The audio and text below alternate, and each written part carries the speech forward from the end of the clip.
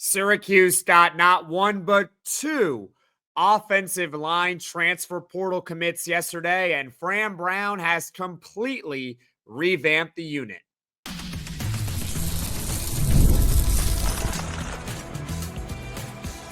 You are Locked On Syracuse, your daily podcast on the Syracuse Orange. Part of the Locked On Podcast Network, your team every day. Hello, everyone, and welcome into Locked On Syracuse. I'm Jackson Holzer, and thank you for making us your first listen of every single day here on the Locked On Podcast Network, your team every day. Of course, we are always free and available wherever you get your podcasts. And on today's show, how many scholarships does Syracuse football have left, and how many players are they going to add in the transfer portal? Plus, we'll talk about Syracuse's offensive line now that they have added a ton of players in the transfer portal to the unit. And we're going to start off the podcast talking about the latest two commits to Syracuse football along the offensive line. They got not one, but two yesterday. Zach Rice from North Carolina and TJ Ferguson from Florida State. All that and more here on this edition of Locked On Syracuse. And this episode is brought to you by Monarch Money. Take control of your finances with Monarch Money. Use code LOCKEDONCollege at monarchmoney.com for 50% off your first year. Syracuse football picked up two transfer portal commits on the offensive line yesterday. North Carolina guard Zach Rice and Florida State guard TJ Ferguson. Let's go over both of Syracuse's ads here, and we'll do it in chronological order in which they happened. The first addition was Zach Rice. He is a 6'5", 305-pound guard from UNC with multiple years of college eligibility remaining. Rice visited Syracuse from Sunday to Tuesday. He is a former five-star recruit in the 2022 recruiting cycle. I also believe he was the number one overall tackle in that recruiting cycle. In his first three seasons in college football, Zach Rice has played in 20 games. However, most of that playing time has come on special teams. In fact, Zach Rice has only played a total of 44 career snaps on offense in 3 seasons. That's right. Zach Rice has played less than 50 career snaps on offense in his 3 years in college football. That's according to Pro Football Focus. With this move, Syracuse is clearly giving Zach Rice the opportunity to reboot, revamp his career.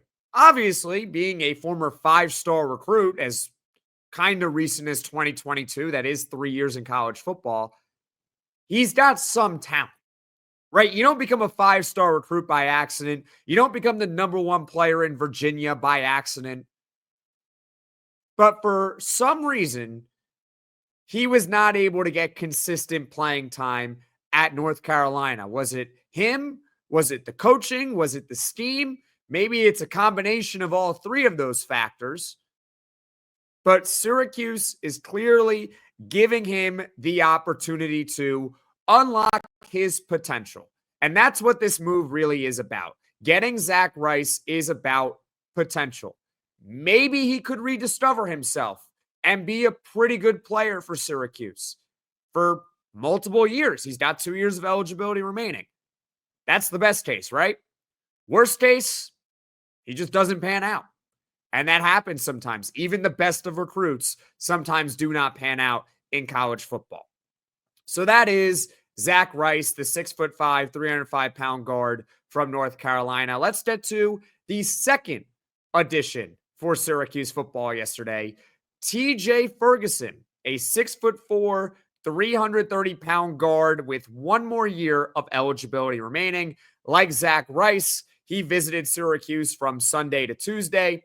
24/7 Sports has Ferguson rated as a 4-star transfer and a top 15 overall interior offensive lineman. So that's really good. On3 is a little bit lower on him. They have him as a 3-star transfer and a top 30 interior offensive linemen in the portal. So for those that are really deeply involved and invested in recruiting rankings and portal rankings, well, a guy like TJ Ferguson, he really boosted Syracuse in that regard. There's good news and bad news with TJ Ferguson. Let's start off with the good. Let's start off with the positive. There's a reason why 24/7 Sports has him as a 4-star transfer. And that's because he was a starting guard for Florida State last season. He played in 11 games for FSU, and he started in 7 of those games. In fact, he played nearly 500 total snaps on offense, according to Pro Football Focus last year, all at left guard. So that's good, right? Syracuse is getting a starting left guard to its offensive line. You can't really complain about that aspect. However, the bad news, he wasn't really good. In fact, he was quite bad at Florida State last year. I mean, everyone on Florida State's offense in particular was pretty bad.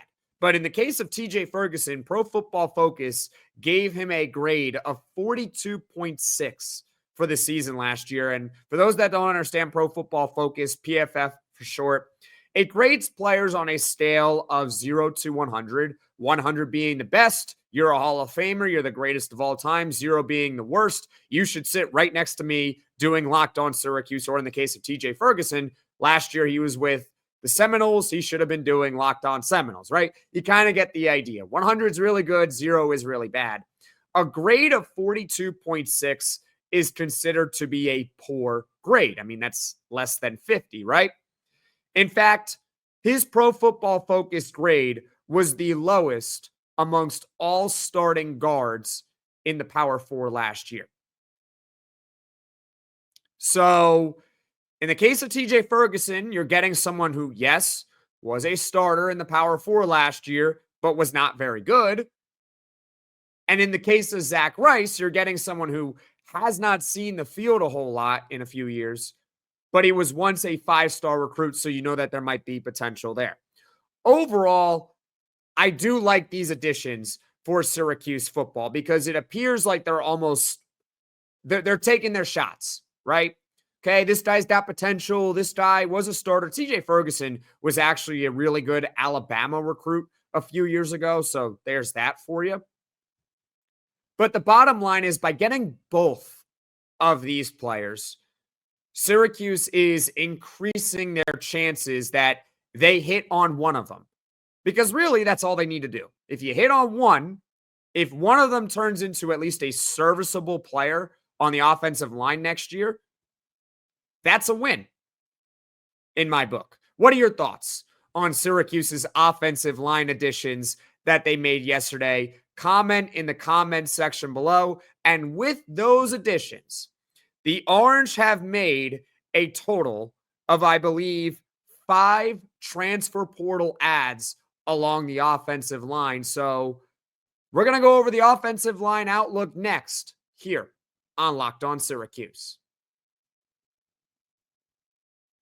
Did you know that your Fire TV is also an Xbox? Turn any TV into your gaming and entertainment hub with Fire TV Stick 4K devices. No console is required.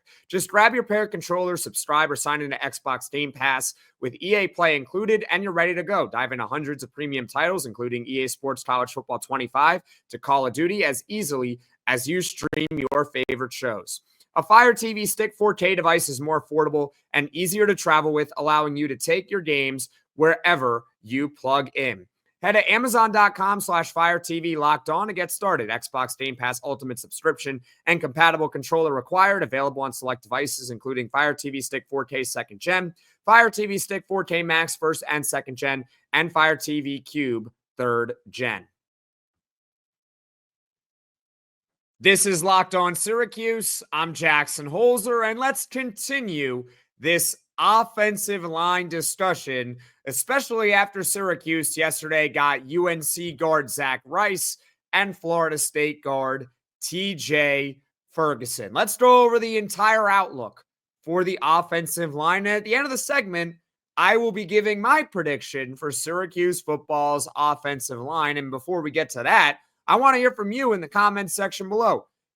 Predict Syracuse football's starting offensive line. And maybe we agree, maybe we disagree. Let's find out, all right? Syracuse football this offseason had to replace 3 of its 5 starters along the offensive line a year ago. Tackle Savion Washington, center John Ray Reed, and guard Jacob Bradford. The Orange also lost Cody Hornsby in the transfer portal. They lost Enrique Cruz in the portal, as well as David Woolaba, among others. Those were really the biggest ones that you have to be aware of. Syracuse has now added 5 players along the offensive line, and we'll go in order in which they happened, all right? You got Bama tackle Naquil Beatrand, Louisville guard Austin Collins, South Carolina tackle Cam Pringle, UNC guard Zach Rice, and Florida State guard TJ Ferguson. Of those transfers, let's go over who Syracuse will probably start on opening day against Tennessee. Number 1, and I think this player is the most likely of the 5 to get a starting job, and it's Austin College, who will likely be Syracuse's starting right guard this upcoming season. The reason why I believe that Austin Collins is most likely going to be a starter for Syracuse is because he was a starter for Louisville last year at right guard. He is known as a very good pass blocker, less so as a run blocker.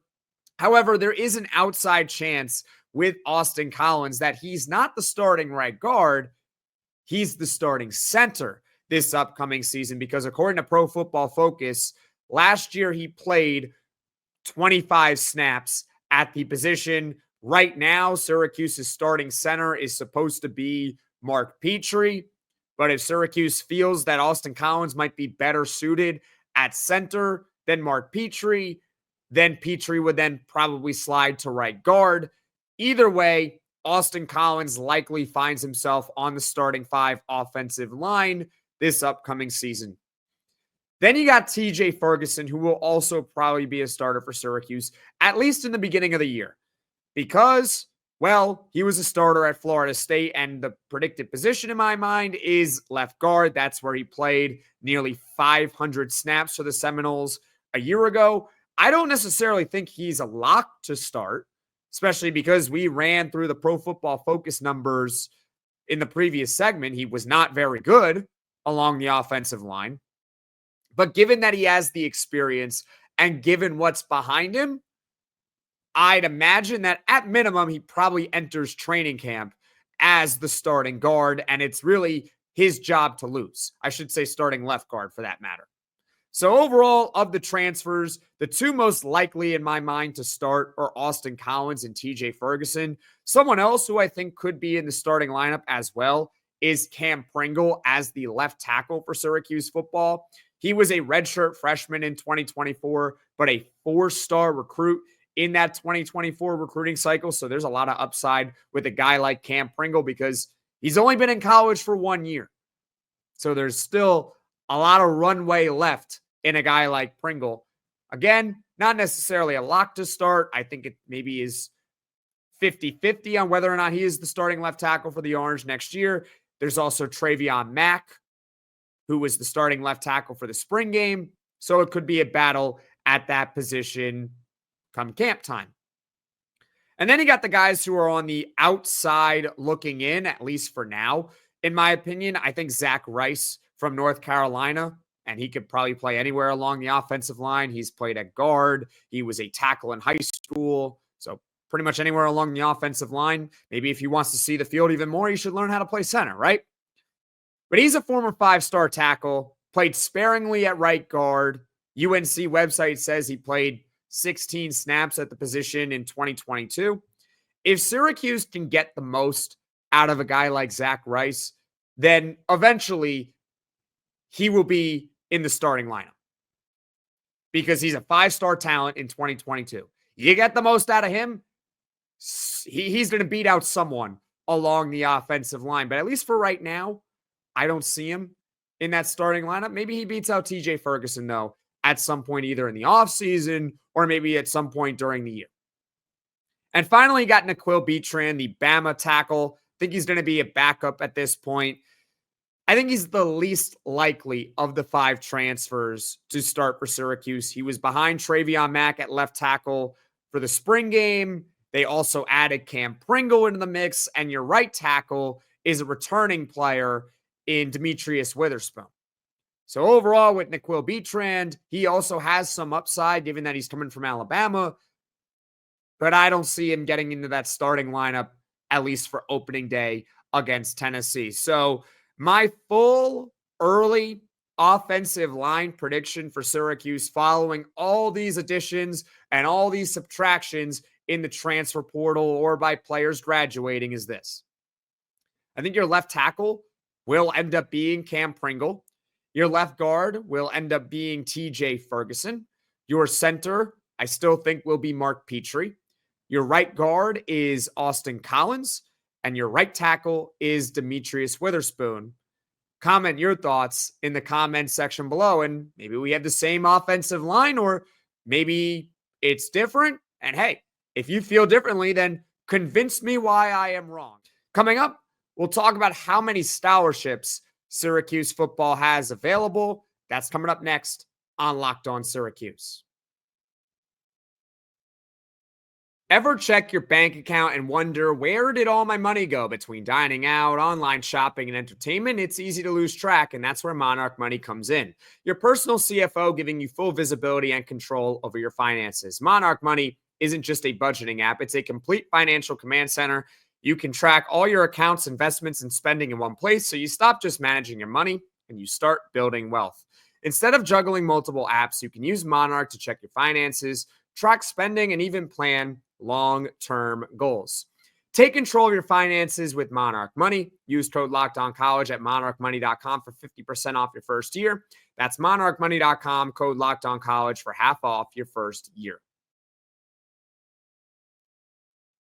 Ladies and gentlemen, thank you all for making it to this point of the podcast. We still got a lot to talk about. Syracuse football and their scholarship tracker. They still have some spots remaining, and I don't know about you all, but I do not believe that Syracuse football is done adding in the transfer portal. And we're going to discuss what position groups Syracuse may still be targeting to try to improve its team for the 2025 season. And folks, comment your thoughts in the comment section below. What position groups do you want to see Syracuse target right now at this stage of the offseason? Now, before we get into the nitty-gritty here, I just want to thank you all for an incredible month of April. It was the first month in Locked On Syracuse history that had over 200,000 views for one singular month, and that cannot be done, obviously, if not for you all. So thank you all for the amazing support over the past month, and really since I have taken over as the host of Locked On Syracuse. Your support means a ton, and I cannot be doing this without you all. So thank you. With that being said, let's dive right back into the content portion of this podcast. All right. Where else is Syracuse football going to add? And how many spots do they have available? Well, according to Syracuse 24/7 Sports insider Mike McAllister, he's been on the podcast a lot. The Orange have, by his count, 4 open scholarships remaining, and that is assuming that the scholarship limit is increased to 105. With the additions over the past few days to the offensive line, getting Cam Pringle from South Carolina, Zach Rice from North Carolina, TJ Ferguson from Florida State, I believe that the Orange are done adding to the offensive line. What you see on the roster is most likely going to be how it is come opening day against Tennessee. Now, as far as where the players are playing and the depth chart, that remains to be seen. But as far as the actual players on the roster on the offensive line, I do not believe that is changing between now and late August. But as I have already said here, I do not believe that Syracuse football is done adding to this team. And Fran Brown, you know Fran Brown, right? He's always trying to look to improve the roster. So where should Syracuse target? Number one, wide receiver. Syracuse is still, as of this moment, Thursday, May 1st at 4:27 p.m. Eastern at the time I'm recording this. They are still predicted to land former Texas and Washington wide receiver Johntay Cook, who is a five-star receiver in the class of 2023. So that right there is probably going to be the move that Syracuse makes at wide receiver. And that means their scholarship count would be at 102. Then you got linebacker. I think that's another position that Syracuse will look to add. I do believe that they remain interested in Boise State weak side linebacker Andrew Simpson. He was 2023 All Mountain West. I do believe it would be a tough get to get a guy like Andrew Simpson. But hey, Syracuse has shown interest in some linebackers in the portal. I would not be surprised if that's one of the position groups that Syracuse looks to target to round out its roster. Then you got defensive back. We know that Syracuse was heavily involved in Fresno State / Stanford defensive back Julian Neal. I believe he ended up going to Arkansas, but he did take a visit to Syracuse football. So you know there was definitely some interest there. They've shown interest in other defensive backs, whether it was in the last portal cycle or this portal cycle. They have not yet landed a defensive back, but that just goes to show you that Syracuse is likely still trying to add a defensive back in the transfer portal. And finally, if we're going to talk about spot 105 on the roster, anywhere you'd really like to see Syracuse add, they'd probably be open to it, to be honest with you. Maybe another edge rusher. You can never have enough pass rushers, right? I mean, what team out there has ever said, yeah, we're good at pass rusher. We're fine. We don't need to add to it. I mean, come on now. It's such a valuable position that if you have a chance to land another edge rusher, you do it. So maybe they look there. Maybe they add a second defensive back to the unit. We already talked about how they might add one more. Well, if they have spot 105 open, maybe it's two more defensive backs. So overall, I see Syracuse looking to fill out their spots with a wide receiver, a linebacker, and a defensive back. What do you think? Comment in the comments section below. As far as what is coming up on Locked On Syracuse in the future, we got a lot of planned content coming your way. So you're going to want to pay attention right now, all right? A full crossover podcast with the host of Locked On Nittany Lions. We dove into the Trevor Pena saga and the state of both Northeast programs. That podcast is scheduled to be released on Friday, May 2nd at, you ready for this? 3 a.m. Eastern. So if you are a sicko and you are on the East Coast and you are up at 3 in the morning, then hey, you'll be able to watch or listen to the podcast.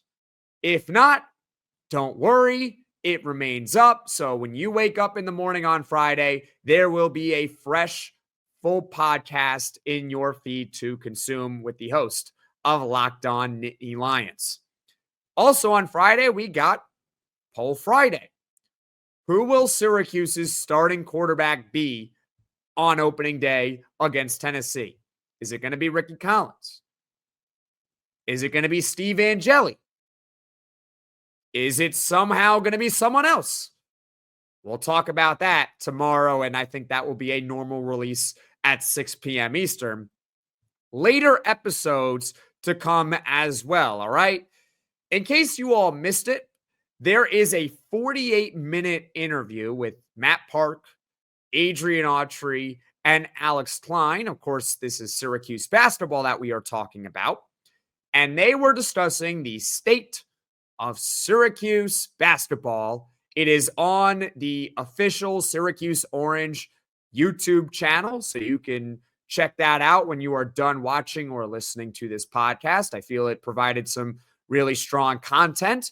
And we'll go over the most important things that Autry and Alex Klein said, maybe in one podcast, maybe even in multiple podcasts. We're not going to listen and react to everything that they said because it was a 48-minute long interview, but we will hit on the most important things that they mentioned. Plus, we're going to continue to monitor the status of Johntay Cook. He's still predicted to land with Syracuse. So if and when that happens, trust me, there will be a lot of content about it coming on Locked On Syracuse. And thank you for making Locked On Syracuse your first listen today. For your second listen, you can check out the Locked On Portal Show. Brian Smith has the latest rumors, portal entries. At this point with portal entries, it can really only be grad transfers. But hey, they'll have the latest on portal signings as well, because there's no date to when all portal guys have to sign. They can pretty much sign whenever they want. And you can be the most informed fan on the rapid changes to the college football landscape. Find the Locked On Portal Show on YouTube or wherever you get your podcasts. Folks, thank you all so much for watching. Thank you all so much for listening. If you like this podcast, be sure to hit that like button. If you really enjoy the podcast, be sure to hit subscribe. Tell all your friends about Locked On Syracuse, and I will see you all again soon.